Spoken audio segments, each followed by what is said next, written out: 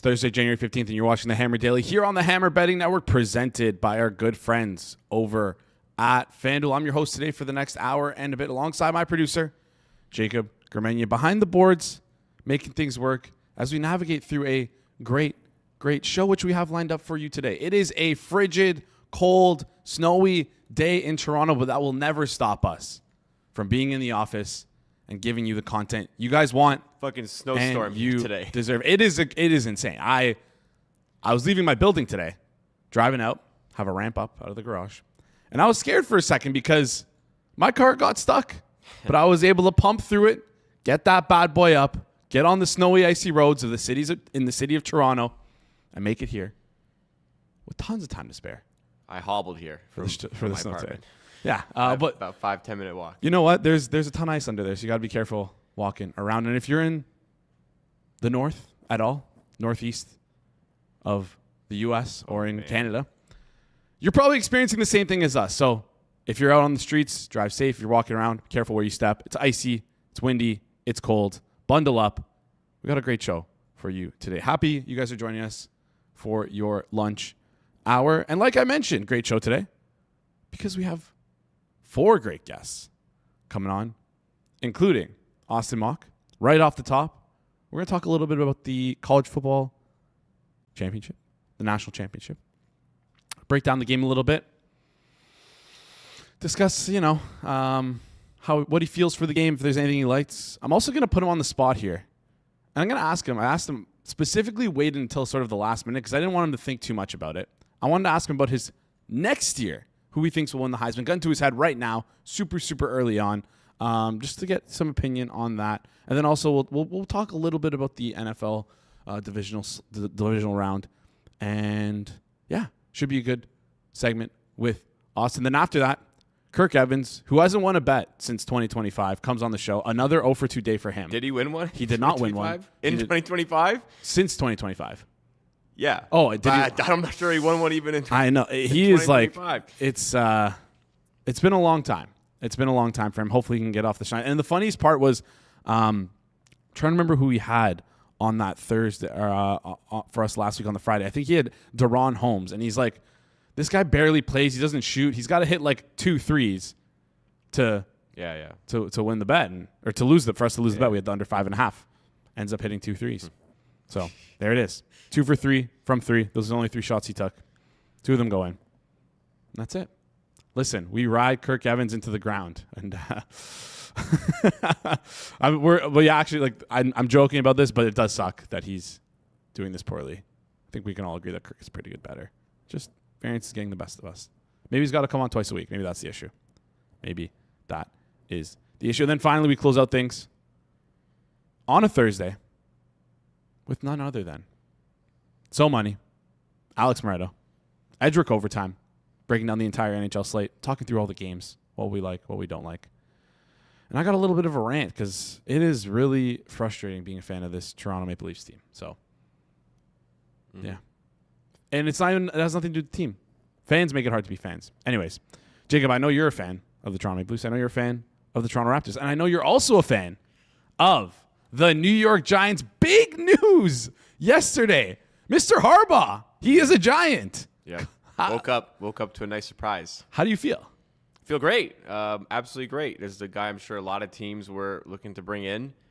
To me, feels like one of the top 2 candidates, Stefanski and Harbaugh, were sought after, and the Giants were able to snag one of them. I'm very happy about that. It's tough to not be. I mean, can anyone tell me why I shouldn't be very happy? No, you should be. I think you should be. Rob, I know, is slightly lower on Harbaugh than most people, but of the options available, I think you guys did a great job. Like there's a chance he might be a little, I wouldn't, washed is too strong of a word. Yeah. Maybe he was on the decline as an NFL head coach, but he's still extremely talented. It was a bad year for the Ravens for sure, but he dealt with a lot of injuries.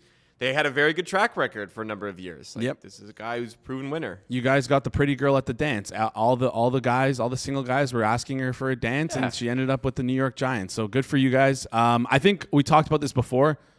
Even if he's over the hill, I think he'll provide a cultural floor of wins good for stability. This team. Yes, which is after a lot of failed head coaching bids. I mean, truthfully, as much as I like Harbaugh, I hope he does have say in players that come into the team. Joe Shane has obviously done not a good job with the Giants since he came in as general manager. So I don't know what the power dynamic and what it is and how it's going to shift now that Harbaugh is involved. But to be honest, Shane should have been gone in the offseason along with Dable this season. So again, we'll wait and see there, but very happy with the head coaching choice. Yeah, I think you guys made out the best of everyone so far in this coaching change. Also getting it done this early is I think massive for the team. I mean, at least we didn't interview Arthur Smith. Yeah, that is. I mean, I hate I don't know. I hate Arthur Smith. I absolutely hate him. Steelers also looking like they might go. I think they talked to the defensive coordinator of the Panthers, looking at maybe go stick to the defensive head coach route, which we talked about. Yeah, we yesterday. talked about yesterday. Felt like that's what they're going to do. Yeah, should be interesting to see where that ends up. Anyways, before we get into things, before we bring on our first guest, quick reminder: if you want to fire on divisional weekend bets, we've got our Thursday best bets show today, 5 p.m. Eastern time on the Forward Progress YouTube channel. Rob and our next guest, Austin, will be giving out their best bets and breaking down the games in full. That's tonight at 5 p.m. Eastern time on the Forward Progress YouTube channel. You're not going to want to miss this. Listen, I was going to say the boys were hot. Last week we were not, but a great season. Started off the playoffs week. Isn't it just they went 9-0 in the final week of the regular season as a group. 9-0, 1-7 first week of the playoffs. What a ridiculous industry. It's crazy. It's crazy how it works. Listen, if I was on there, we would have been 2-7 because I would have had my Bears beating the Packers.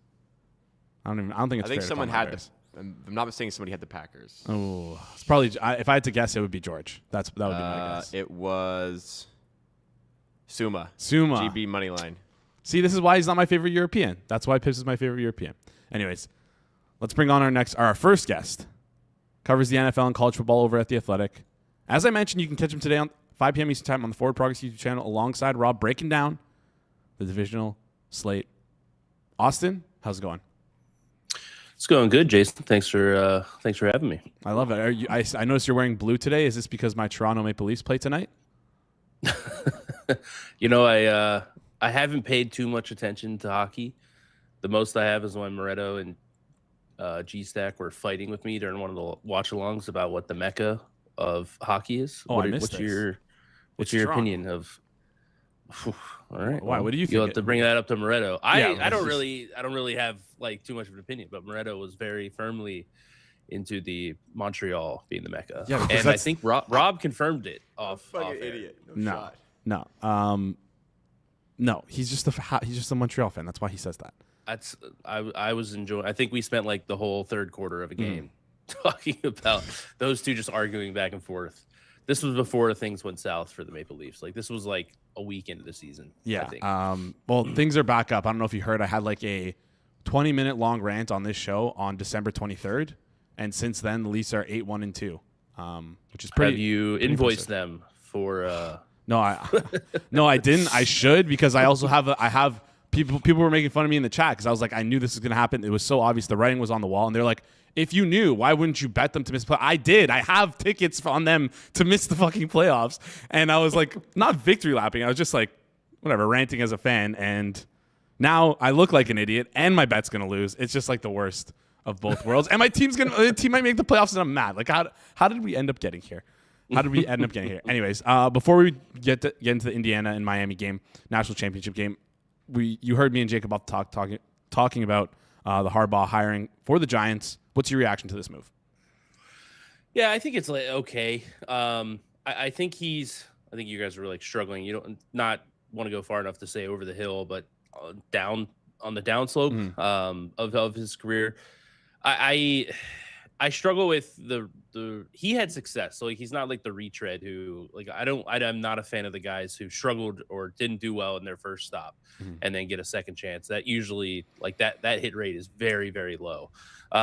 He should be fine. Like I think you brought up the culture thing and all that. It'll depend a lot. Like I know he's trying to bring in Monken as the offense coordinator. I think that'll be a good move with Jackson Dart, but it's the coordinator's going to matter so much with him. Yeah. Like he isn't one of those. Like he came up through the special teams. Like he's not. So that's where they're going to go.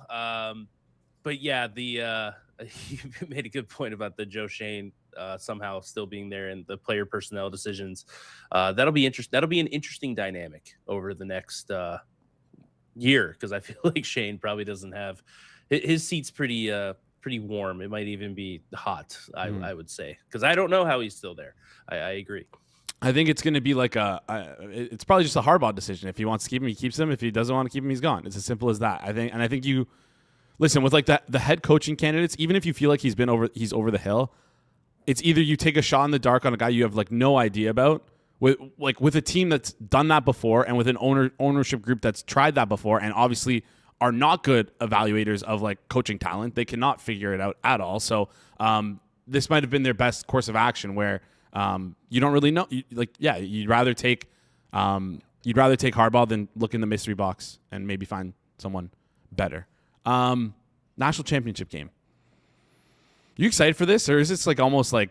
Do you feel like the season's gone on, like or the playoffs have gone on for like a little bit like too long here? We're now creeping in past the halfway point of January to finish this. Yeah, I was joking with people last week, and it was like I had a couple friends. Big college football fans who like didn't realize that the one semifinal game, like Thursday, the first one, they weren't aware that it was tonight. It's messed up. They need to switch it. It's not even just the length of it. The transfer portal is so huge there's 137 teams in college football and 135 of them are looking at the transfer portal right now because their season's over.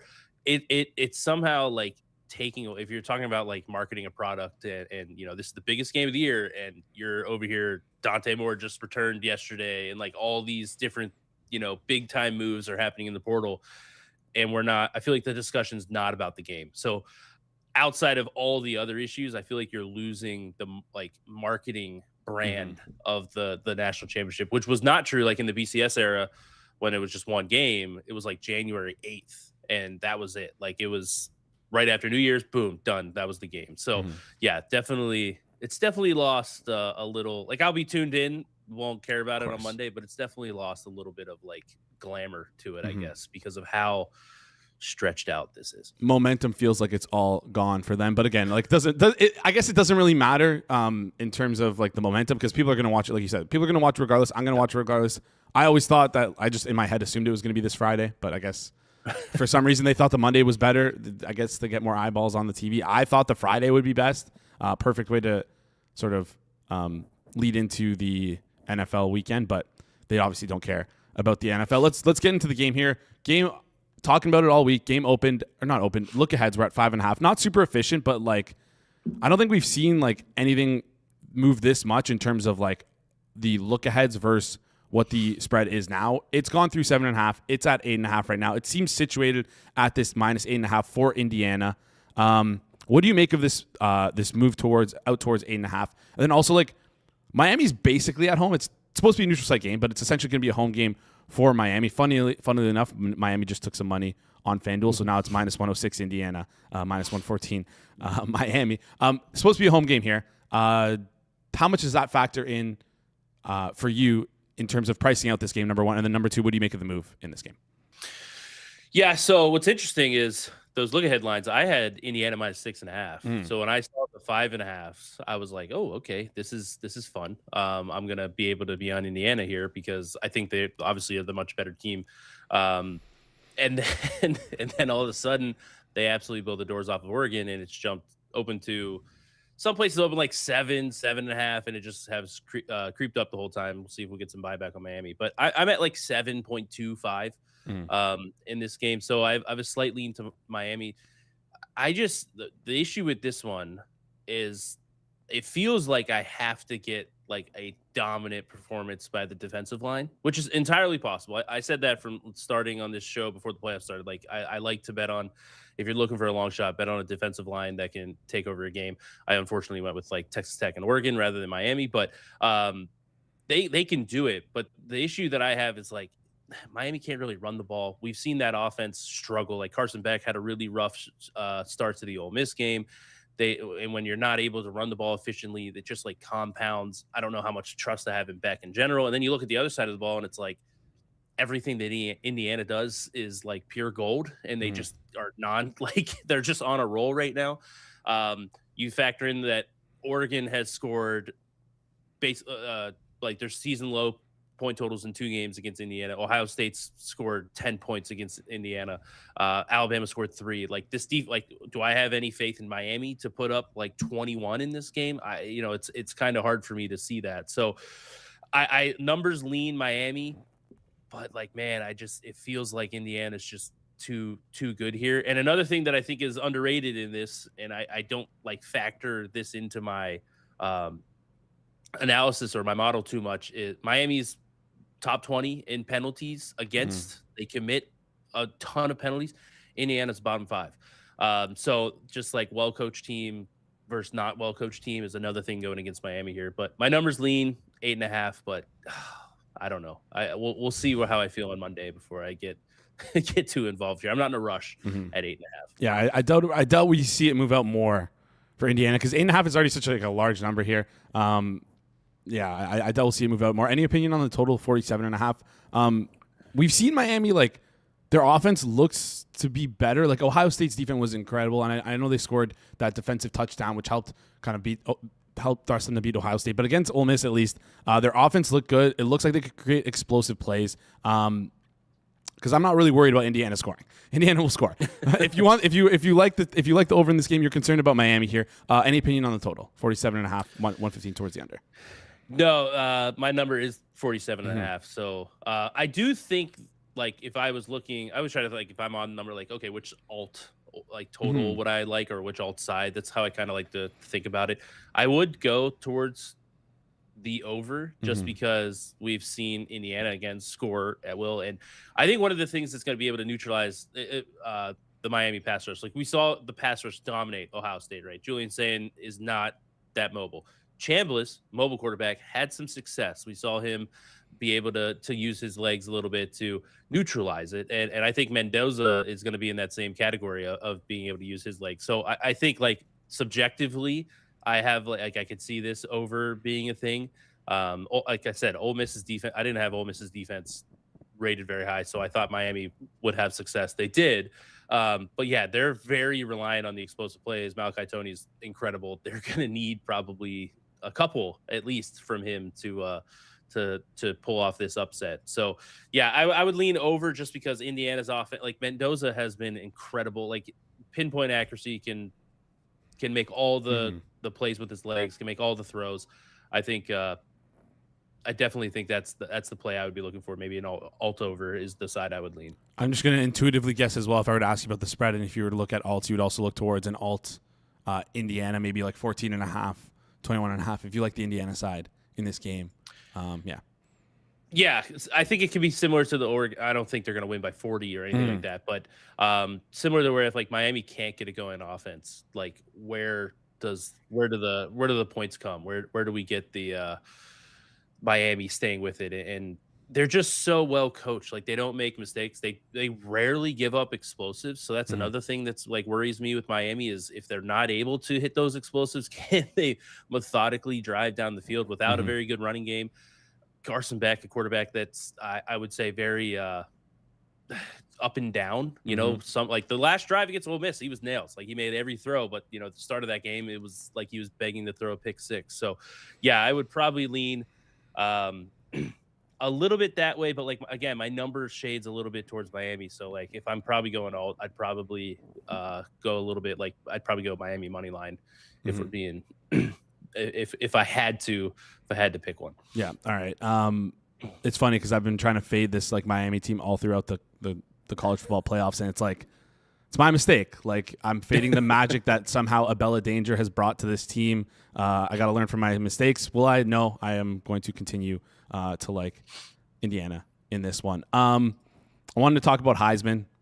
FanDuel has 2026 Heisman Trophy award winners. It's super early in the season. Some of these guys might even move teams. Like, they might be on a different team if you were to bet this. But is there anyone you like on the board? Guns to your head right now at the given odds. Anyone you would click on Heisman? Let's say you had, like, a little $50 free bet here. Who would you take a flyer on? Yeah, so naturally, I always try to scan farther down because that's more fun than me just being like, yeah, I think Arch Manning. Sam Levitt, Arch Manning, Sam Levitt, like, the guys near the top, Julian Sayin and whatnot. The first one that caught my eye was Bryce Underwood at 30-1. new offense, and like Michigan was such a mess last year. The problem that I see with Underwood is the schedule is brutal for Michigan. I think they play Indiana, Oregon, Ohio State, Penn State, Iowa, and Oklahoma. Like I don't know. Like I think you have to get to 9-3 at minimum to be in the Heisman conversation. Like that seems like a pretty tall order. But Kyle Whittingham's offense, they run quarterbacks more. So that was like the first one, but I just don't think they can get there from a record standpoint. Staying in the Big Ten, Rocco Becht at 60-1 because Penn State plays nobody next year. Their schedule is incredibly easy. They don't play Ohio State. Their toughest games, Michigan. They have USC at home. I think the next toughest game is probably Washington on the road. So it's just like maybe they have an easy path to 10, 11 wins. And it kind of, I don't want to say like Rocco Becht's going to turn into Fernando Mendoza, but like, you know, when you have a pretty favorable schedule, it's easy to put up numbers there. So those were the two longer ones. And then I do like the Levitt. I brought him up, but like if I had to go higher on the board, he's probably the one I like. The LSU offense is just ridiculous. Lane just knows how to get quarterbacks to produce. So if I had to go at the top of the board, he's probably my favorite one. In that, like, there's a bunch of people 13-1 or better. I think he's my favorite bet amongst those guys. All right. I guess you already started your prep for next year because you have like the schedules priced out and everything like that already. So a little bit. I have a good of the Big Ten and SEC. I have a pretty, like, I try to keep a general tab on those. The smaller schools I'll dive into here in the spring. All right. Makes perfect sense. Before you head out, I can't believe we have to get you out of here. But what's your strongest opinion? I don't want you to bury the lead. I don't want to get ahead of the Forward Progress show today, but give me your strongest opinion, something you feel most confident about heading into the divisional round of the NFL playoffs. At current market prices, because things have kind of moved my way, I would go Patriots at -3. It's -115 right now. That's the side I would lean probably the strongest right now of the four games this weekend. All right. Not shocked at all by that Bears move down to 3.5. You expect that? It's there's some weather possibly because it's cold. It's always It's always tough when, you know, the dome warm weather team has to supposed to possibly negative wind chill in that game. So you're going Bears outright? Bears outright with the Iceman in the cold. Give it to me every single time. Austin, appreciate you joining the show. We'll chat very soon. Yep. Thanks for having me, Jason. Awesome stuff there from Austin, as always. Also, bad news for the chat. Bad news for you guys. I was really trying to make it to that Bears game. Don't think I can make it work. I was even going to drive there to and from, leave the Sunday night. But I just checked the weather, and I don't know if I can be driving by those Great Lakes in like whatever, I guess 20-degree Fahrenheit, 10-degree Fahrenheit weather, snow squalls, ice underneath the snow. Just a recipe for disaster. So gonna have to pass. Wait till next year to go watch the Bears in the playoffs because I also can't watch next week. If they make it to the Super Bowl, then I'll try and go. That's about it. Anyways, before we bring on our next guest, gotta give you a quick shout out to our friends over at FanDuel. Football fans, you can call your own plays during the NFL playoffs with FanDuel because when you get into playoff mode on FanDuel, you get to choose your reward. That's right. Each round of the NFL playoffs, all FanDuel customers can choose between a no-sweat bet or a profit boost. Big-time games call for big-time choices. Just head over to FanDuel.com/forwardprogress to choose your reward. It's just one of the many reasons why FanDuel is the best way to game day. That's FanDuel.com/forwardprogress to choose your reward for every round of the NFL playoffs. Start your run today on America's #1 sportsbook. Play your game with FanDuel, an official sports betting partner of the NFL playoffs. Must be 21 plus and present in select states. For Kansas, affiliates Kansas Star Casino, 18 plus and present in D.C., Kentucky, or Wyoming. Opt-in required. Rewards are non-withdrawable. Restrictions apply, including bonus and token expiration, leg requirements, and max wager amounts. See terms at sportsbook.fanduel.com. Gambling problem? Call 1-800-GAMBLER. Visit rghelp.com. Call 1-888-789-7777 or visit ccpg.org/chat in Connecticut or visit mdgamblinghelp.org in Maryland. Hope is here. Visit gamblinghelplinema.org or call 1-800-375-050 for 24/7 support in Massachusetts or call 1-877-8-HOPE-NY or text HOPE-NY in New York. All right. So one in the chat's asking how long the drive is. It is 7 or 8 hours. So I was willing to in good weather though. In good weather. Yeah. In good weather. I was willing. It is not. Yeah, which is quite the opposite. And I was actually willing to, like I said, drive. I was going to fly, but the only flights I could find landed at like 10 or 11 o'clock in the morning in Toronto. On Monday. And I can't miss the show. I refuse to miss the show. I refuse to miss you guys. I love coming on here, talking to you guys every single day. So I refused that. The only option was to drive back. And I was willing to brave the elements, but it just became too much here. I mean, I was probably going to get back in Toronto at like 5 a.m. and I would have to be driving myself the entire night. Anyways, for you guys, this is what I want to do for you guys. This is why I love doing this show. So always want to make sure you guys are having a great time. And like I said, love doing the show. Wouldn't miss it for the world. And yeah, I appreciate you guys sticking with us and watching the show, because our next guest is like a serial punter, it seems like, whenever he comes on this show. And you know what? It is what it is. He's trying his best. He'll win eventually in 2026 at some point, but he is yet to win on this show in 2026. He's a basketball bettor. He's also anti-awards voter. Hates them. Kirk, how's it going, my friend? Doing well. I'll probably be out of this apartment next time, maybe on the street, considering how our bets have gone. Yeah, I mean, it's been bad. I talked about the Deron Holmes stuff, and someone in the chat did point this out. You are a company man through and through, right? You gave that out at 5.5. There were 6.5s available, but it was 5.5 at FanDuel, so we have to grade it like it is. So some people did end up winning that 6.5, and you did say he's got to hit 2 threes for this to win. He ends up hitting 2 threes, goes 2 for 3 from the 3. But yeah, company man. Yeah. I believe the Landale also lost by half a point, and the Holmes one. Yeah, not to make excuses, but if I remember correctly, like Jamal Murray got randomly downgraded and missed that game, like after he was available while we did it. You know, sometimes you get cold, and right now I will say I'm actually, like, there have been times on the show where I'm losing every bet I give out, but like props are doing well. I am very cold betting props right now. Okay. Sides and totals have been great. Props, I am cold with like as much CLV as you can humanly get. So, you know, eventually that turns. It is what it is. How do you navigate that? Do you ever consider like being so cold that you're like, all right, the numbers move so much now, I'm getting good CLV. Do you ever want to like look back and hit a middle on it, or is that just something you would never consider? I wouldn't say something I would never consider, but like I would really only like if I like thought it moved so much that it was good on the other side. Okay. But also the logistics of like actually betting is that it becomes, you know, you send bets and then it becomes quite hard to like, okay, well, who are you even asking to send this middle to? Yeah. Like you can't bet it on the same accounts, obviously. Yeah. But yeah, no, look, I've been cold a billion times in my life.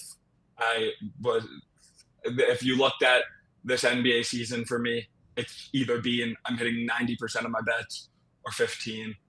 It's really frustrating when it happens, but like, you know, you just kind of learn to live with that. Yeah, variance is part of the game. Yeah, and more so when I was asking about like middle. Go ahead.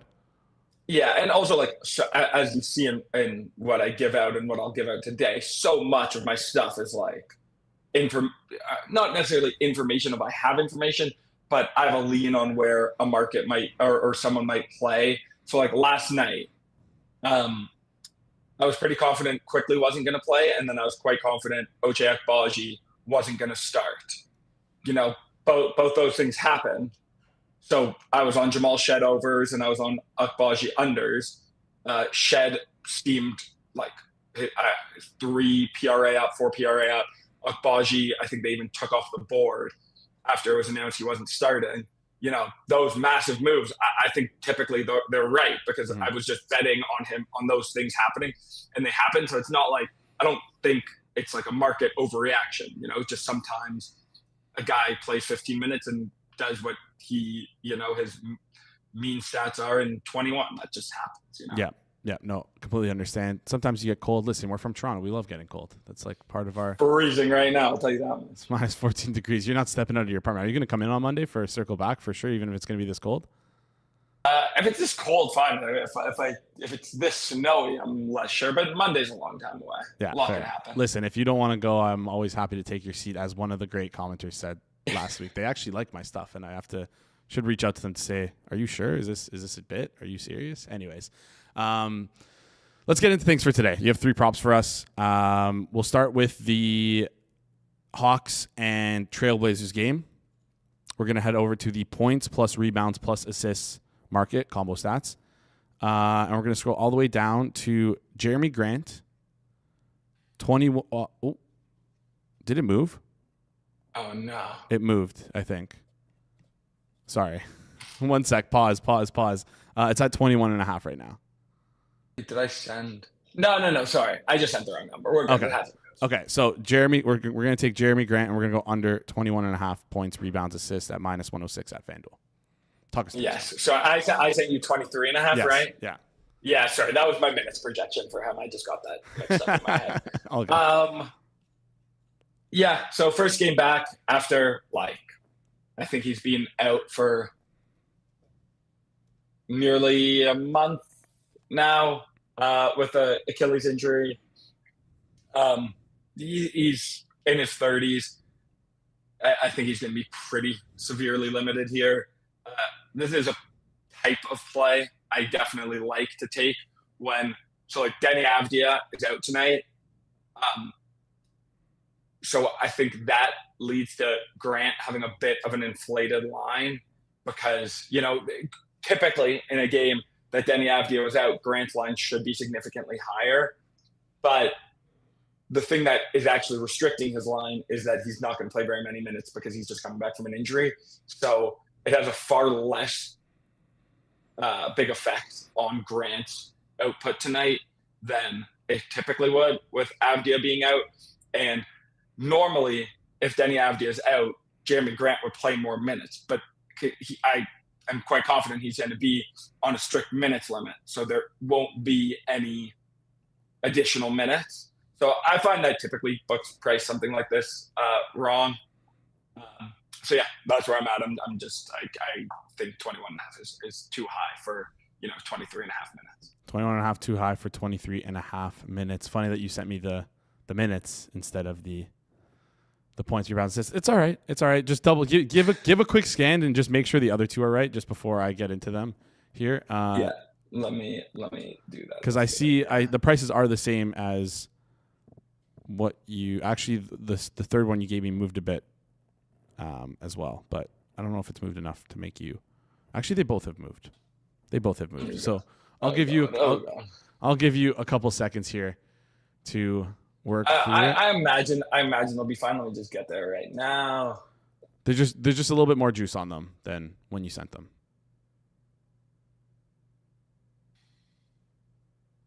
That one moved a bunch. Let me see this. Sorry, this is really not great television. Listen, it's okay. It's okay. You take a look at it. We can run them both. Okay, we're gonna run them both. Everything I give out has been winning. So what does a few cents matter, right? Exactly. There you go. All right. Suns Pistons game is where we're gonna head to. Player combos is what we're looking at. Oh, it just moved. Moved down a bit. Back out there we go. Nice, all right, nice. So it moved in our favor. Shout out to the FanDuel trader who somehow knows what we're doing behind the scenes here. I guess they might be watching my computer. We're gonna head over to player combos. Phoenix Suns, Detroit Pistons. Gonna go down to points, rebounds, and assists, and we're gonna go to. Let me double check here. Grayson Allen over 18.5 points, rebounds, and assists. Currently minus 120. It's fluctuating as we are talking right now. It was minus 130 when we started. Came down to minus 120. You like it at minus 120. Talk us through this one. Yeah, so both these plays I'm going to give out are going to be very similar. Yeah. I think that Booker is being priced nearly in because he was present at shoot around. But being present at shoot around can mean a lot of different things, and I'm far less confident than the market that Booker is going to play. And I think the 2 plays I'm about to give are the most correlated to Booker being out. Obviously, a lot of stuff is going to be good if Booker's out, but a nice other piece of information is that Dylan Brooks is sick and wasn't at shoot around. So, we have a few nice outs here, and this is just if Booker plays, I don't think that these are even – if both of them play, I actually don't think that these are going to close particularly off of where they're at. And if Booker doesn't play, we'll be getting 3 or 4 points of CLV on both of these plays. And if both of them don't play, then we're definitely going to lose because that'll be too much CLV. Too much CLV. Maybe you want to – if you can, maybe you want to play back and middle it, but maybe you don't. Maybe you don't. Just let a good bet ride, even though you know it's going to lose. That's exactly. That's part of being a bettor. We're bettors, not hedgers, or not gardeners. We don't hedge. We don't middle. Yeah. I was actually thinking about this last night. About like, this was the comparison I had in my head of betting is like when you're sick. When you're sick and you're like lying in bed and you can't move, and you're like, wow, like I would actually give anything in the world to be feeling better. But then you start feeling better like the next day, and it's like you don't even remember what being sick is like, and you're like, oh, this is just so normal. I find that with betting of like when you're really cold, it's like I feel like I will never win again. And then you kind of just get a little hot, and it's like, oh, this is what it should be. I should never lose again. Yeah. And it's just betting is just a constant flow of, oh, I'm never going to win again, or I'm never going to lose again. It's the meme, we're so back, it's so over. We're so back, it's so over. Just in a constant cycle. Just hope that the we're so back comes more often than the it's exactly. So over. Last prop you have for us, same game like you mentioned. We're going to stick with the Phoenix Suns and the Detroit Pistons. We're going to head over to player points. So I'll let you guys scroll down to player points, and then we're going to open up that menu. Head over to Colin Gillespie. Over 11.5 minus Go Gillespie. Gillespie. Yeah, over 11.5 points. Minus 118 is totally fine. Similar logic. I'm not going to – there's not that much to it. But I think Booker is pretty true 50-50. The market's pricing him in like he's in a 90% in. I just think that's wrong. And yeah, Booker's a super high usage player. And also, again, like I mentioned, the fact that you get Dylan Brooks, Sec, those two, are they're 2 leading scorers, 2 highest usage players. Even if Brooks is just sick enough that he, has a bit of a minutes reduction, that'll help as well. But the real thing is if we get Booker out, it'll just be really good. And if both of them are in, we're not playing this isn't, the 50-50 Booker line. This is more like an 85%, 90% Booker in. So I'm happy to take that risk. All right. We're happy to take the risk. I feel like the situation is Booker out, we lose, Booker in, we win. Yeah, I would agree. And Brooks and Booker out, we definitely lose. Definitely lose. Lose by double digits if that's even possible here. I guess it is. Yeah.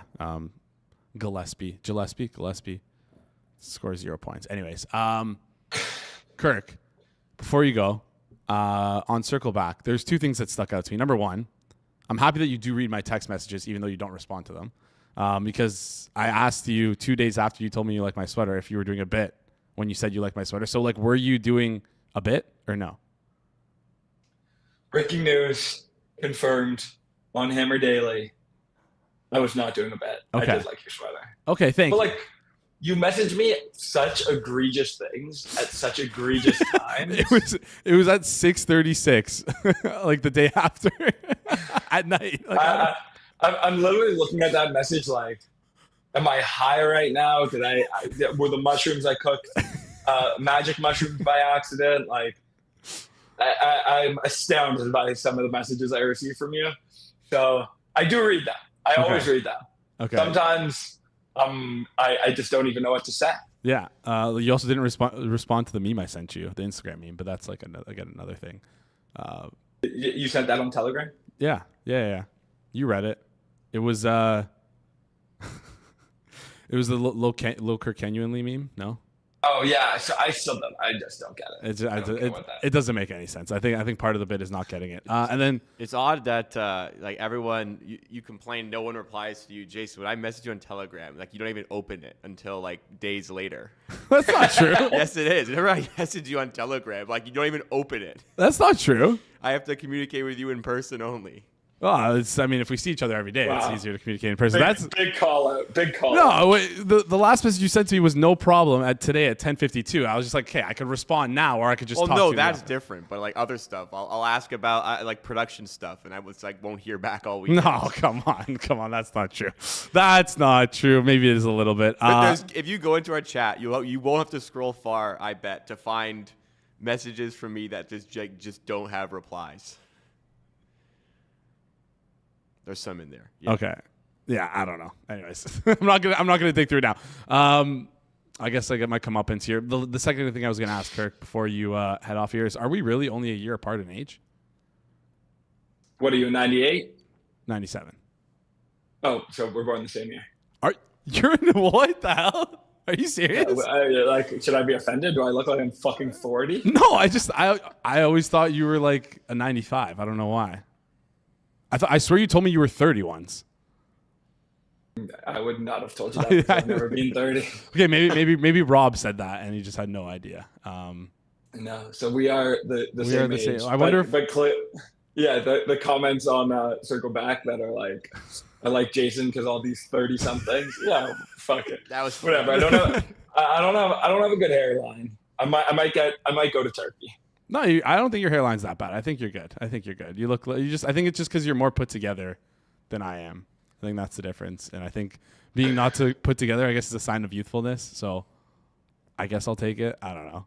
It's the backhanded compliments that I like to take. So I feel like we're both getting backhanded compliments in this scenario. I feel like that just happens in the nature of the industry that we're in here. I'm gonna creep you on Instagram so I can see if we have any mutuals because like we grew up in the same city, we're the same age. There's got to be some overlap. So absolutely. Anyways, creep me on Instagram. Maybe you are younger than me. All right, Kirk. Appreciate you joining the show. Hopefully, you cooked up some winners for us. I asked you before you came on air, and you said no, they are not winners. So there's that. Anyway, just being honest. Yeah, I appreciate the honesty, Kirk. We'll chat next week. All right, later, guys. Great stuff there from Kirk. Didn't know he was. Maybe we were born in the same hospital. Maybe we were born the same day, same hospital, same day. Who knows? Maybe it's like a George Rob thing going on. Did you know Kirk was same age as me? I knew he was not 30. I thought he was a 96 though. Okay. I guess it went. Let me check. I wonder if I can check Telegram to see when his birthday is. See if we're born the same day. No, it doesn't have that listed. Anyways, before we get into our next guest, before we bring on our final two guests of the show, Alex Moretto and So Money, talk through the NHL slate today. Tomorrow, we got some fun for you on the Hammer Daily. We know how much you guys love firing off on NFL props. That's why we turned the Friday show into a full props breakdown. Every segment will be breaking down the matchups within the matchups. You will not want to miss this. Jack Miller will be there. Hitman will be there. Jack Miller absolutely cooking. And from what I've heard, he's been cooking all year. So you're going to want to tune in. And then also Hitman will be there. I hope he doesn't give us some last minute breaking news of, hey, by the way, we're not going to make it. But anywho, we're going to bring on the Edgework crew in just a sec. But first, guess the line. Yes. We will fire. Time for guess the line. You've been hot. You've been hot lately. I've been hot. In the past past two editions of Guess the Line, you've hit it on the dot on 3 occasions. And yesterday, you had another one you got on the second guess. So let's see how you do today. 3 lines to guess, 3 guesses per line with a couple hints after the first 2 guesses. We're going to go firstly into the NFL. We're going to go to Sam Darnold on his passing yards. No funky stat here. Just no funky stat. Old, simple passing yards. Good old passing yards. I'm going to go with 214.5. Higher. 234.5. Higher. Ooh. Wow. You thought you'd have a window there, but I thought I would have the window there. It's got to be like low 240s if it's in the 240s. I don't think it can be higher than 245.5. So I'm going to go 241.5. 237.5. Okay. Not bad. Okay. Not bad, but not right. I messed up with the first guess. That was my mistake. I should have gone higher than gone lower, but way too low. Secondly, we're going to go to Alperen Şengün. The Gooner. PRA. Points, rebounds, and assists. We're going to have Edgework coming up soon, but first we have the Gooner. Is he a starter? He's a very good player. He's an all-star caliber player. Okay. 32.5. Higher. 38.5? Lower. Okay. Good window. 36.5. 35. Should have split it. 2 wrong. Let's get it on the third. We have the total in the Rockets Thunder game. Who's can you tell me the spread or no? Is that cheating? That's cheating. Okay. Well, kind of. Probably not, but I'm not going to tell you. Okay. You should probably be able to figure out the spread. Yeah, I just don't know how good. Well, actually, Şengün is he was at 35.5. Mm-hmm. Okay, he's playing in that game. I noticed because he's on the Rockets. Maybe we can use that as a little hint here. Let's go with 222.5. Lower. 214.5. Higher. 218.5. 221. Your first guess was close. It was close. Okay. E-Colts in the chat was in the range on all of them. Yes. Not quite, but he was there. No, he was flirting with it. Didn't he nail the Sam Darnold passing yards? It was 237. 237. He just copied my guess. That's what it is. Yeah. That's what it is. Anyways, but we tried. Not bad. 218.5 and the Gentleman. That's a good name. 220.5. They're close. Yeah. They're close. Yeah. Total's too low. Yeah. You feel like total's too low in the game. You know what to do. It's 221.5 at FanDuel. Clicky, click. All right. We got the Edgework guys coming on here in just a sec. Quickly before we do, head-to-head last show on Tuesday. Alex came out on top. Islanders, Winnipeg went over in that game. Alex went 2-2 on the day. So Money went 1-3. Tough day for So Money. Alex's strategy of basically tailing every single one of So Money's bet and then doing a head-to-head is starting to work to catch up to him this year. Listen, I don't hate the player, I hate the game. They hate the game. Let's bring him on up. Edgers, I see you in the chat. So Money, Alex, how's it going today? You might have to let me go first every game just so we can squash the false narratives being spread. Hold on. I go back and forth every single game. I let you lead, then I let So Money lead. Then that's about as even Steven as you can get. It is snake format usually. Yeah, it just sometimes the chips fall where he goes first on games I have bets in, and I go first on games I have no bets in. You know, it's tough. It's tough out here. It just so happens that chips don't fall well. Every single game that you have bets in, So Money goes first. It just happens like that, and then every other game you don't. It's game. Variance. Well, I have bets in almost every game tonight, so we'll be all right. There we go. That's what I like to hear. Before we get into things, how hard is it to be a Leafs fan? It's actually terrible, and it's not because of the team, and it's not because of the media. It's because it's like by far the worst fan base to be a part of in all of sports. Do you guys agree with me or no? Did you read the Jonas Siegel piece? Is this where this is going? No, I didn't even read the Jonas Siegel piece. I just see people on Twitter saying like the NHL planned for Vegas to have 2 back-to-back, be on the second leg of a back-to-back game when Toronto plays Marner. It's like, you think the NHL does that? You think Paul Marner called up the league? It's like, hey, can you make sure that my son doesn't get media? Like, no. Like, what are we fucking doing here? That is like the most delusional thing that I've ever heard of in my entire life. No, like, am I going crazy here? Am I taking crazy pills? Like, is that not just pure delusion? Definitely was not orchestrated for Marner whatsoever. That's just how it happened. But I will say it does suck that there's not one opportunity for him to meet with media pregame. But like, also, what does it matter? Like, what's he gonna say? Exactly. Just say the most cliche shit anyway. Exactly. Like, it doesn't matter. Like, these guys don't say anything in these interviews anyways. And also, like, if he doesn't play on the back-to-back, what's he gonna do? He's just gonna be here the night before, go out with his teammates to dinner. Someone's gonna snap a picture of them, and then we're gonna fucking hear another cycle media circus, as we always do in this city. But yeah, it's hard. It's hard to be a fan. I think Anna Dua, big fan of her work. I think she was able to talk to him somehow, and basically he just said, like, honestly, I haven't even thought about it until like now because they played last night. He's like, this is like the first time I've thought about it because now the game is happening. Like, it's not like he's been sitting there all year. I'm like, yeah, what do you expect him to say? Like, I don't believe that he hasn't thought about it once. I think he's definitely not had this circled, but like I feel like there's maybe the game in Vegas is more like a fun thing for him. Like he gets to see a bunch of his old teammates and his buddies. The game in Toronto, I think he's dreading it. Yeah, and I think that's fair. 100%. And also like you said, what else was he supposed to say? Like, no, I'm dreading it. No, I've been thinking about it all. Like, yeah, like it's just it is what it is. Anyways, oh man, and it's funny the way that people talk about this stuff on Twitter as well. It's just like talks about like it's like Leafs fans, so many Leafs fans scream to me like they're the crazy ex in the relationship, you know? Like they're just like, anyways. So any opinion on this? Muted. Oh no. Oh no. Was he trying to speak and I just missed it or? Uh-oh. Back? Uh-oh. So money's starting off cold. Am I back? There you go. Yes. There you go. You're back. Yeah, no, I was going to say, sorry, I wasn't paying attention to the beginning. I had a UC Riverside Long Beach State bet that I had to put in. What the fuck?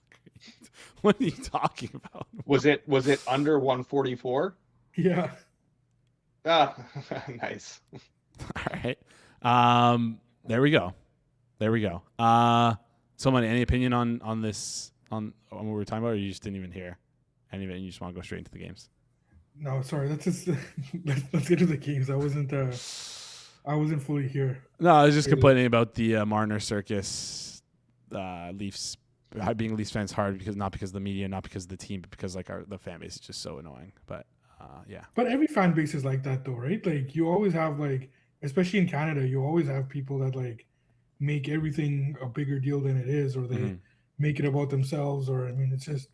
I just think there's like that. I guess maybe I just like jaded by like being in it, but like just the delusion just runs hot in Leafs Nation. But yeah, I also got speak to like Habs Twitter is a terrible place to be most of the time too. So like it's definitely not just the Leafs. I think that there's just more Leafs fans, just like naturally with like the population and whatever. Like Toronto's just like the biggest team, so that's why it's more amplified. But honestly, every team has just complete degenerates that are in the fan base that you do not want to be associated with. Yeah, it's a tough one. But anyways, let's get into the games. Before we do, though, so money. Hockey mecca of the world is in which city? New York.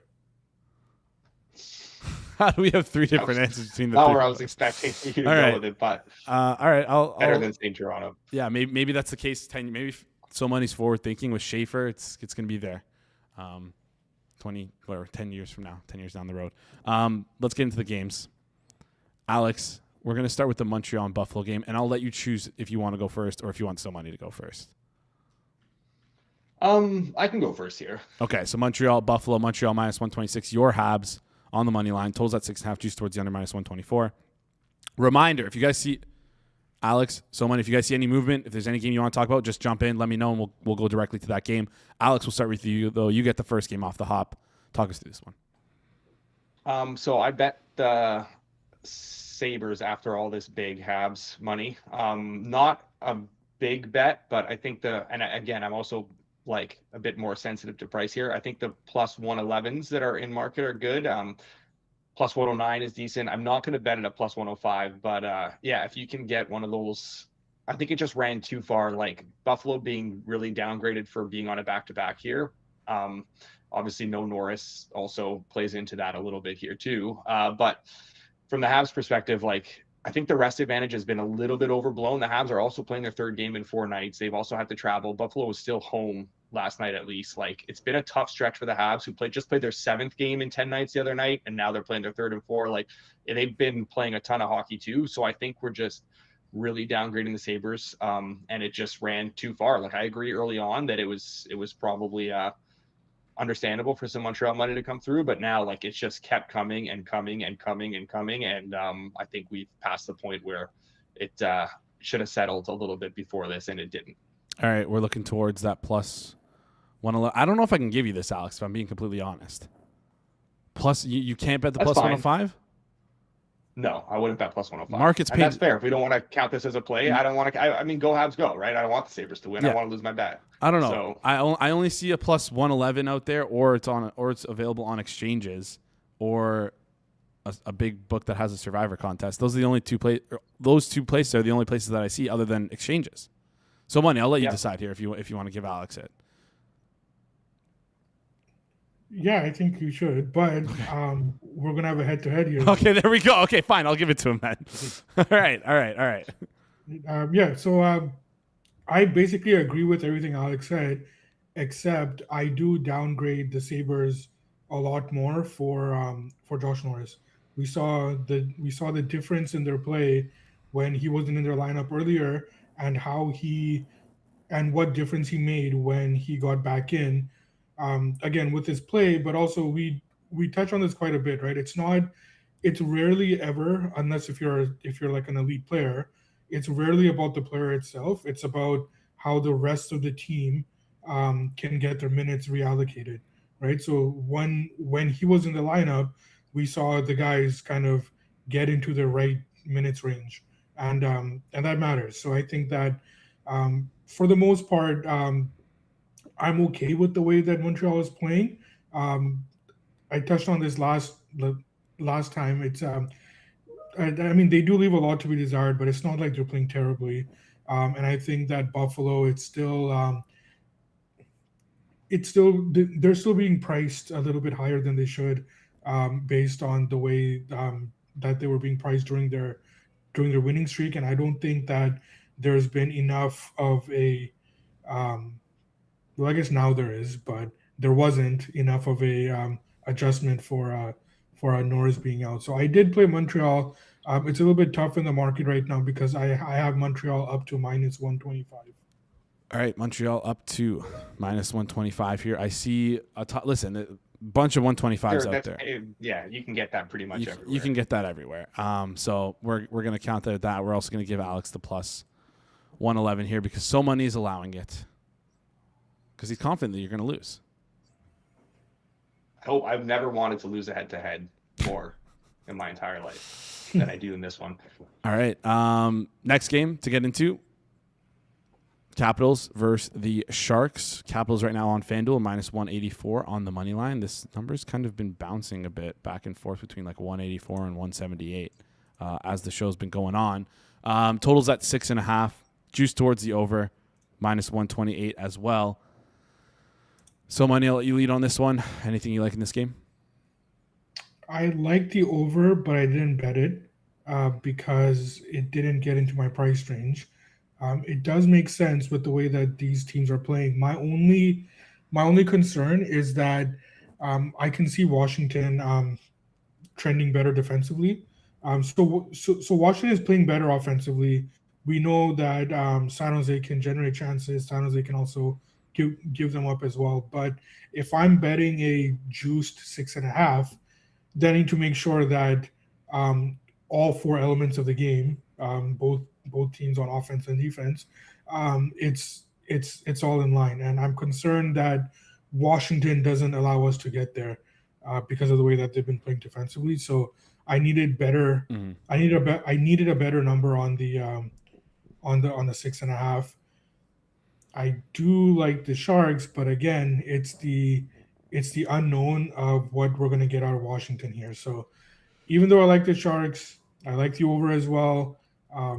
I just couldn't get there on either one. Sharks over, numbers not there. Maybe it'll come a little bit later in the day. We'll have to wait and see. Alex, is this going to be a pass for you, or is there anything you like in this game? I still like the over. Okay. I bet it. Yeah, I did move since I bet it, but I think even up to -120, I'm okay with it. With Chychrun back in the lineup, that's significant for them, especially offensively. I think he does a ton for them offensively. He's by far their, biggest creator from the back end.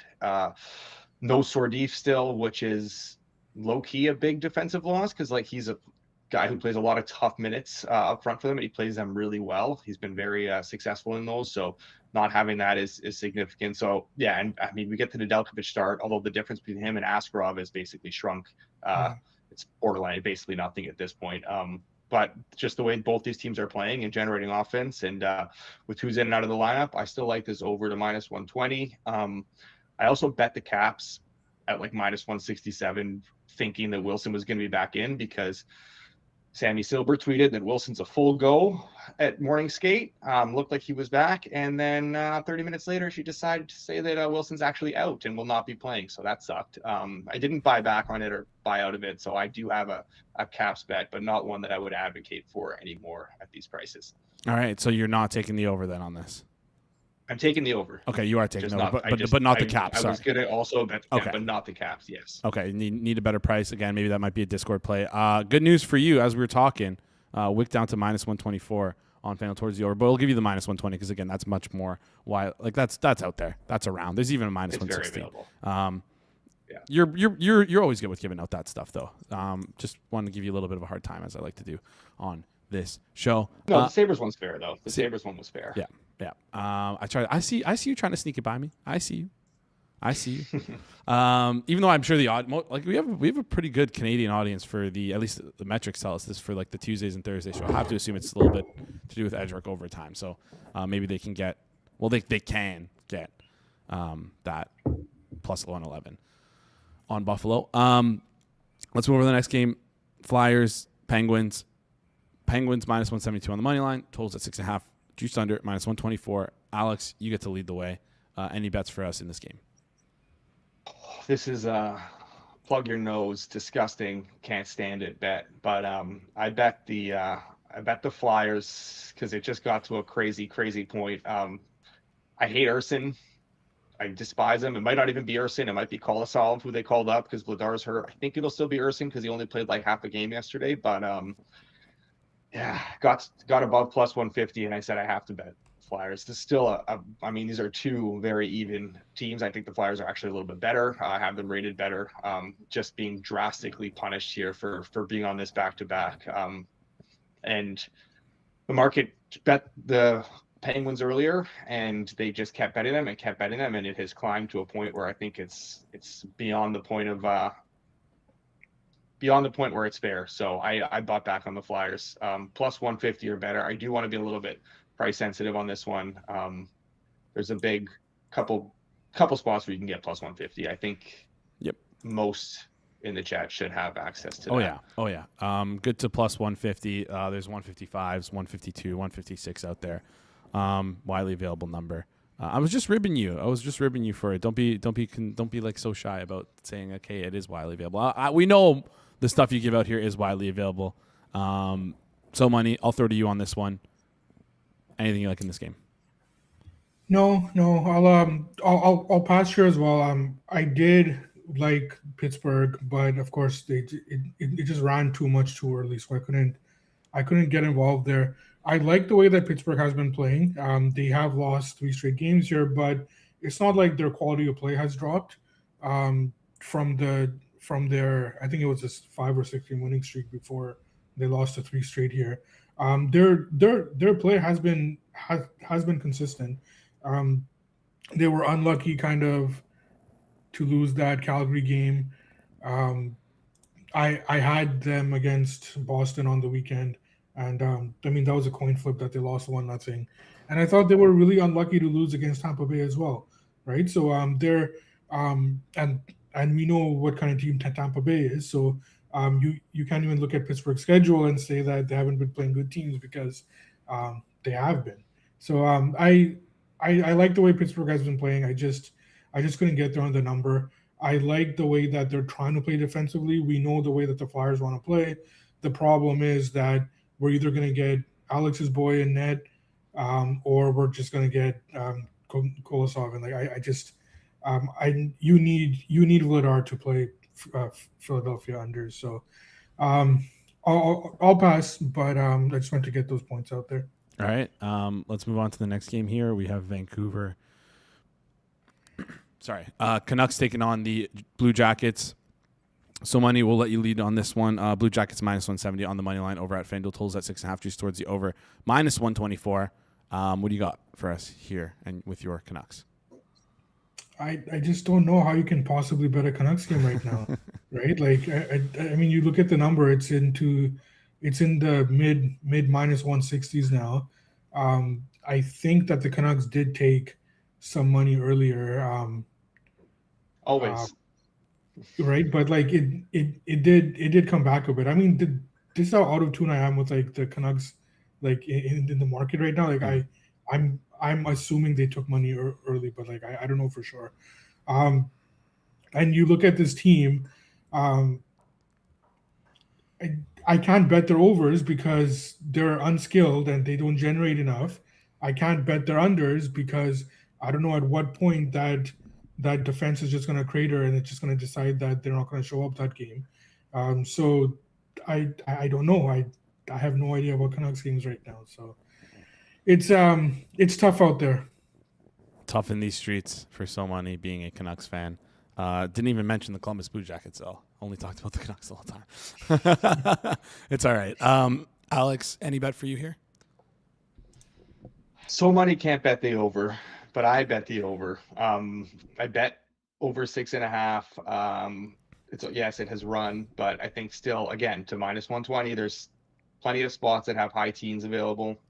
If you can't get those, then you can also get -120 still at a few spots. So I do like it. Obviously, we're getting Merzlikins in net. The downgrade from Greaves to Merzlikins is significant. Hopefully, that helps Vancouver because they have been generating a little bit, but like they just lack scoring talent. But hopefully, that helps them convert some more of these chances. And defensively, they have been an absolute funnel. It's just like teams are just doing whatever they want to them. So Columbus, this is what they call point night for guys in the NHL. Everyone in Columbus can go out there and rack up their point totals here, and hopefully Vancouver can contribute a little bit as well, and we can get this over 6.5 home. All right, over 6.5 -120 is what we're looking at over here. There's some better numbers than that as well if you shop around, so make sure you do so for this game. Up next, Winnipeg, Minnesota. Do you guys want to talk about the Calgary game at all? I'm seeing some movement on the total. Yeah, I did bet you over there. I think that the over is running now. Okay, yeah. Let's. Someone else lead with this one. Let's go to the Calgary Chicago game. Chicago -118 on the money line. Totals at on FanDuel 6 plus 100 towards the over, -122 towards the under. Talk us through this one. Yeah, I bet you over here. Calgary's great right now because they go multiple game stretches where they're either very good defensively or they're very poor defensively. Right now, they're in a stretch right now where their games are end to end. It doesn't always reflect in the scoreboard, but they are giving up a bunch of chances right now, and they're relying on their goaltending to kind of pull them out. I still don't see that big of a difference with Cooley and Wolf right now. I know that they've decided that they want to run with Wolf. That's fine. But I think that Cooley's fine as well. It's just I just think that the way that they've been playing, it's more conducive to the overs. Chicago, same thing. Chicago gives up a bunch of chances as well. They had a flu bug or a stomach flu that went through their lineup. I think that for the most part they're probably over that now.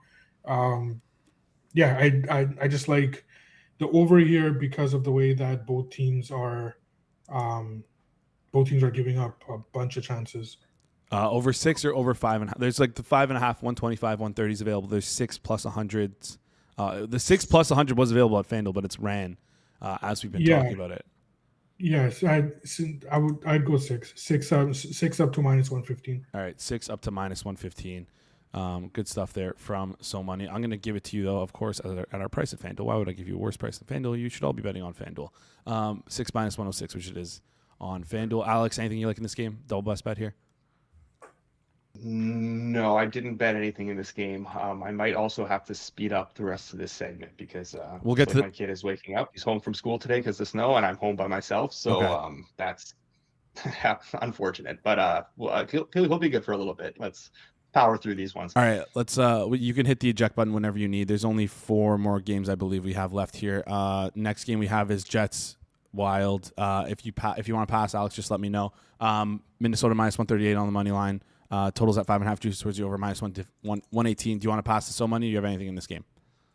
No, I did actually bet the over in this one. I bet the over early, and one of the rare cases where was two-way money in the market. So I bet the over, and the over ran, and then it came right back, and then some. It ran back all the way, and I ended up adding a little more. I bet 5.5 -120 early, and then ended up getting more at 5.5, like -113, I think it was, not too long ago. We're sitting at pretty much 5.5 -120, which is fine for me. I talked about this Winnipeg team not being nearly as low event as the market thinks they are, and Hellebuck has been struggling. He has not been vintage Hellebuck either. So obviously, big injury for Minnesota too with no Brodin. He's like massive for them defensively. He's like by far their best defensive defenseman. All the tough minutes. That's a huge loss for them. He's week to week right now. So definitely really like this over, and I'm good with pretty much all these prices that are available. Yep. Best price in market here among available outs, minus 118 towards the over on FanDuel is what you're looking at here. Better than the 120s out there. So if you're going to want to bet it, go bet it over at FanDuel. So money, anything you like in this game? I agree fully. I bet the over as well. We can make this a double best bet here. All right, double best bet here for the crew on the Winnipeg, Minnesota over 5.5 minus 120. Again, if it's a double best bet, it means it's going to lose. So you might as well bet it over on FanDuel and lose a little bit less. All right. Next game we have on the board is Kraken and Bruins. Bruins minus 170 on the money line. Totals at minus 118 towards the under. So money, anything you like in this game, or is this a pass for you? No, I bet the under here. I bet the under 6. I've been back on Seattle unders again. They have been playing better defensively. There's no real difference in goaltending.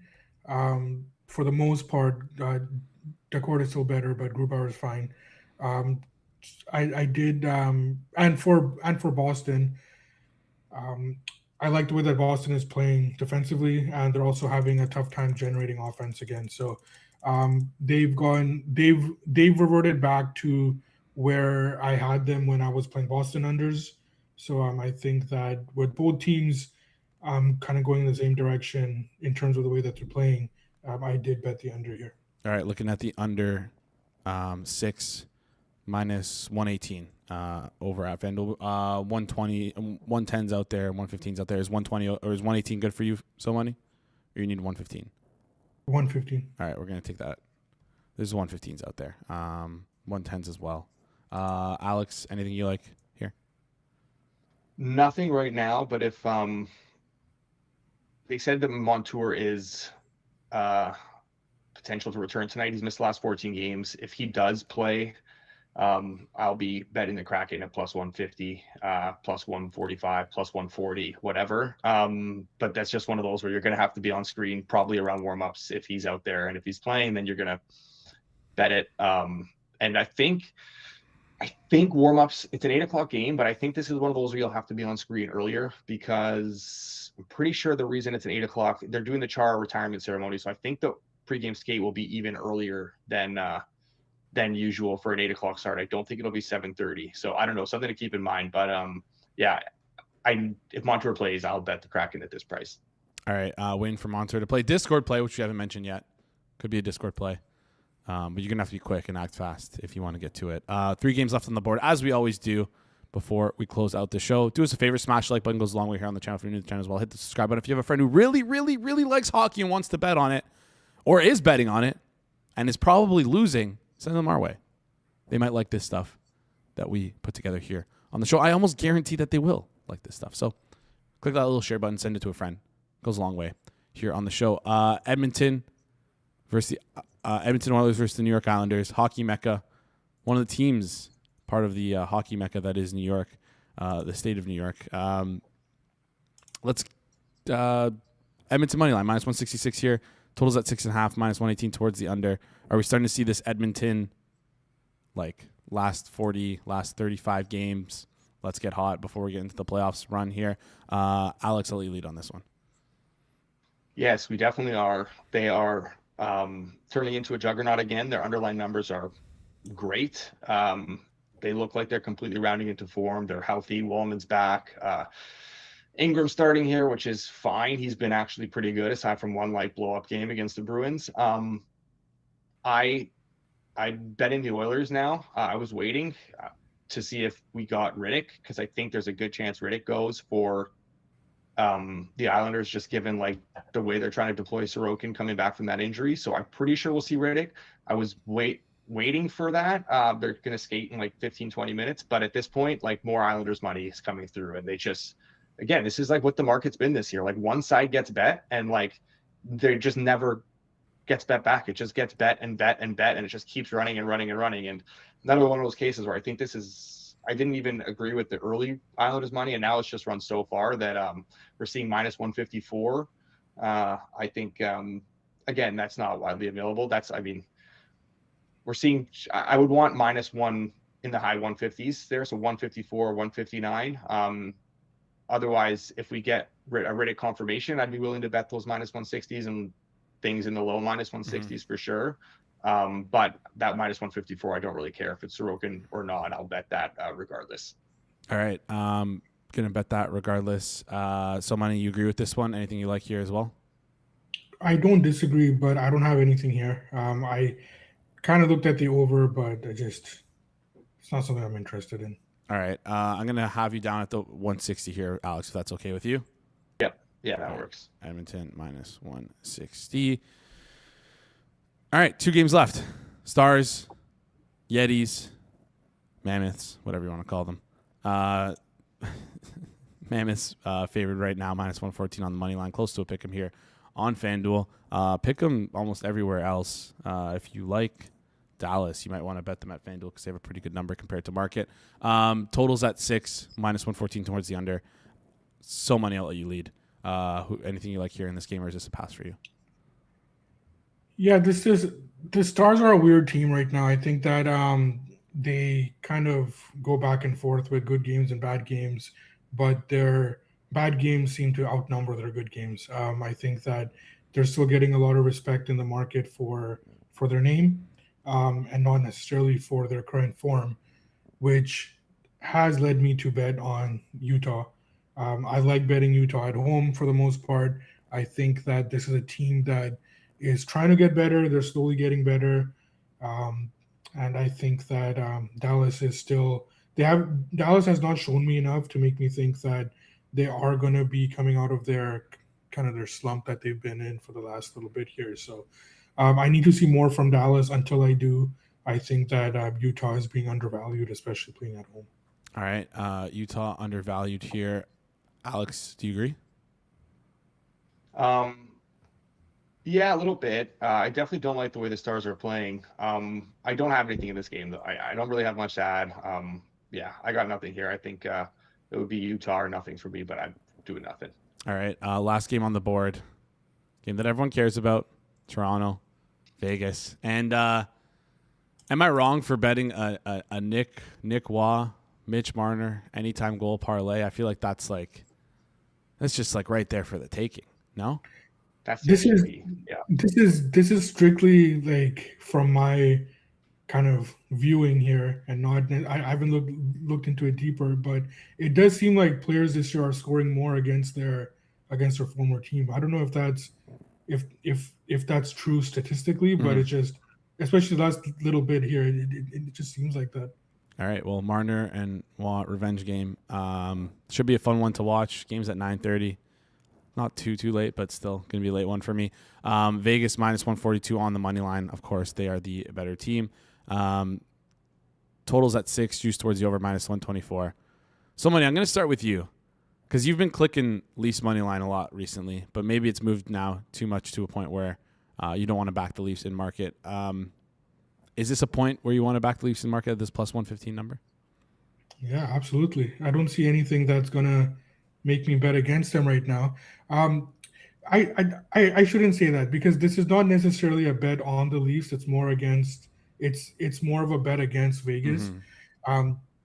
They have been getting results lately, but they've also played the Kings, San Jose, St. Louis, Columbus when they were a mess, Winnipeg when they were a mess, or they still are a mess. But we have to take that into account as well. And even though I will give credit to Vegas because they are getting results, but they're also playing well as well. So it's not like they're lucky in getting these wins. On Toronto's side, we've touched on this. That for the most part, I'm okay with the way that Toronto has played. I was a little bit concerned with their game against Colorado because even though that was a good game, I thought that they were a little bit lucky there. But again, they're playing Colorado, so I'm willing to give them a pass. I'm also willing to give them a pass in that 6-1 loss, because that was a game that kind of got away from them, and you're allowed to have an off night. So I will give Toronto a pass there. If they don't show up tonight, or if they get outplayed here, then I may have an issue with them going forward. But for now, if you're giving me plus money on a team that I think is okay, and I don't think that they're being priced accurately, then I will take that plus money. All right, we're gonna take the plus money, plus 110, 115, 116 at FanDuel. We'll mark it down as plus 115, which is pretty widely available. Alex, close this one out for us. Anything you like in this game? No chance we're double best betting this. Just out of respect for myself. No, I think this is kind of a baddish matchup for the Leafs, just because their biggest issue is generating offense right now. They really struggle to generate shots and generate offense, and Vegas is like by far the best team in the league at limiting, slot shots, slot chances, high danger chance, all that. Like, they're just so good defensively and in their own end. The issue has been their goaltending, which has pretty much sewered them most of the season. I think Adin Hill's back tonight, though. I'm pretty sure.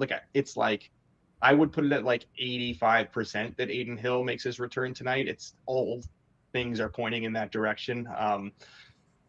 If it is, I lean Vegas at this number, but I'm still not really enough for me to bet it. So I'm not going to go head to head with so money either. I did bet an under, though. I was waiting for an under to see if we got Adin Hill, but I'm confident enough that I don't need to wait now at these 6.5s, where like we're getting like some cheap 6.5s, like minus 112, minus 116 in the high teens, that even if it is Lindblom, I'm okay with that. I don't think this game is a game that should be line 6.5. And I understand that the Lindblom's not very good, but I don't think the Leafs are going to necessarily test him the most either if it does end up being him. If it's Hill, this will run quite a bit and you're going to be left with a great number here. So under for me. Unfortunately, just can't quite get to head-to-head here against so money, although I would love to. I know you. I could tell on your face you really want that head-to-head, but have some stones. I'm curious just who fire you're actually rooting for, Jason. I'm curious who you're rooting for. I don't know. I honestly have no idea. Why wouldn't you root for the Leafs? Because he's a Marner stan. I want a first-round pick. I want a first-round pick next year. I want this team to bottom out, finish bottom 5. But they're not going to. I know there was a chance like 11 games ago, but now it's like. I know, but that's over now. They're not going to. I'm allowed to be in denial. Okay. You're talking like a Canucks fan here, man. You know what? No, I don't know. I don't know how I feel about this team. Do I want my ticket to cash on them to miss the playoffs? Like maybe, but I have just like the most horrible Polish middle right now. If that's what we want to call it, because if they miss the playoffs, I don't know. I don't even know what it's called. If they miss the playoffs and they don't get, like, I win, but like I lose because they miss the playoffs and don't have a first round pick. If they don't get in the top 5. So, I was asking you more because I think that like you don't like dealing with your friends talking shit about Marner, and if like Marner has a terrible game and the Leafs win, you're gonna hear a lot of that tonight. I don't know. It's a all right. lot of that tonight. I'll always say like this stuff never bothers me because it's like he's a litmus test. He is my favorite. He's one of my favorite litmus tests in all of sports. Just like Caleb Williams is a litmus test. So. Okay.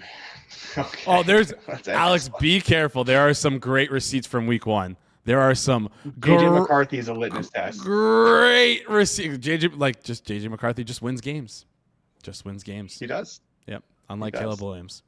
Anywho, that wraps up today's show. Quickly, gonna run through all the bets. You guys tell me if I have anything wrong here. Starting with So Money.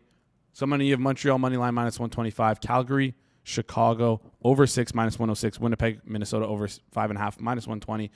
Seattle, Boston under 6 minus 115. Utah money line minus 110. Toronto money line at plus 115.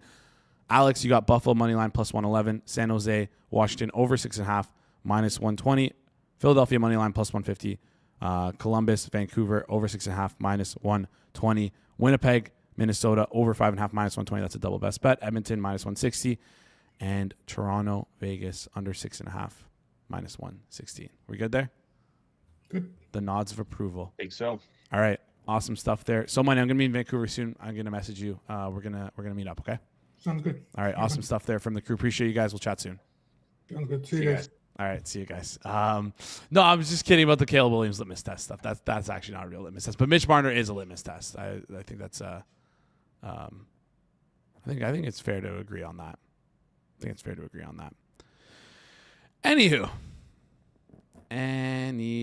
that wraps up today's show. We got nothing else left. We did guess the line. We had a great show. Talked a lot about college football, NBA. Hopefully we got some winners from Kirk. As mentioned in the chat by eColt, it looks like Devin Booker is out. So I have marked Grayson Allen and Colin Gillespie.